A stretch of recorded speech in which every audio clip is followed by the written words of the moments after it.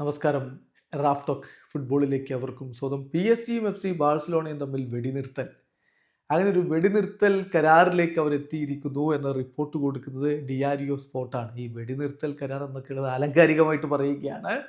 അവർ തമ്മിൽ ഇനി പരസ്പരം ടാർഗറ്റ് ചെയ്യുന്ന തരത്തിലുള്ള പ്രവർത്തികളിലേക്ക് പോവില്ല എന്നൊരു അൺറിട്ടൺ എഗ്രിമെന്റിലേക്ക് എത്തിയിരിക്കുന്നു എന്നാണ് റിപ്പോർട്ട്.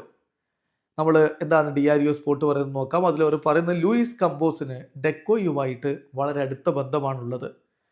അതുകൊണ്ട് തന്നെ അവിടെ അവർ തമ്മിൽ നല്ല ബന്ധമാണ് എന്നുള്ളതിനാൽ ഒരു kind of unwritten non aggression pact അവർ ഇപ്പം അംഗീകരിച്ചിട്ടുണ്ട്. അങ്ങോട്ടും ഇങ്ങോട്ടും ടാർഗറ്റ് ചെയ്യാതിരിക്കുക, പി എസ് സിയും ബാഴ്സയും പരസ്പരം അറ്റാക്ക് ചെയ്യില്ല എന്നുള്ളൊരു തീരുമാനത്തിലേക്ക് എത്തിയിരിക്കുന്നു എന്നാണ് ഡിയാരിയോ സ്പോർട്ടിൻ്റെ റിപ്പോർട്ട്. അതായത് ബാഴ്സലോണയും പി എസ് ജിയും തമ്മിൽ നോൺ അഗ്രഷൻ പാക്ട്. ഇപ്പോൾ നമുക്കറിയാമോ, നെയ്മർ ജൂനിയറുടെ ട്രാൻസ്ഫറിന് ശേഷമാണ് ഈ ക്ലബ്ബുകൾ തമ്മിൽ അത്ര നല്ലതല്ലാത്തൊരു ബന്ധത്തിലേക്ക് പോയത്. പലപ്പോഴും അത് ട്രാൻസ്ഫറിൻ്റെ കാര്യത്തിൽ നമ്മൾ കണ്ടു, പിന്നെ മറ്റ് യൂറോപ്യൻ വേദികളിൽ അത് കണ്ടിട്ടുണ്ട്.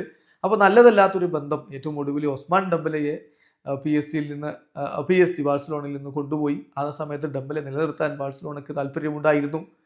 ഇങ്ങനെയൊക്കെയുള്ള കുറേ കാര്യങ്ങൾ ട്രാൻസ്ഫർ ജാലകത്തിൽ അത് ക്ലബ്ബുകൾ തമ്മിൽ പരസ്പരം മത്സരിക്കുന്ന രൂപത്തിലേക്ക് വരെ പോയി.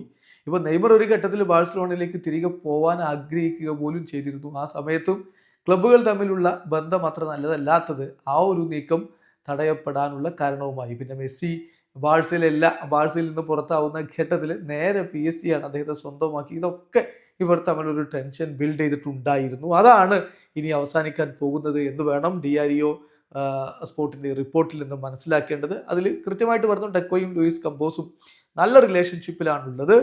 അതുകൊണ്ട് തന്നെ they have agreed that the two clubs will not target each other from now on. ഇനി മുതൽ ഈ ക്ലബ്ബുകൾ പരസ്പരം ടാർഗറ്റ് ചെയ്യുന്ന രൂപത്തിലുള്ള ഒരു പ്രവൃത്തിയിലേക്ക് പോകില്ല എന്ന്. അതാണ് നമ്മൾ ആലങ്കാരികമായിട്ട് പറഞ്ഞത്.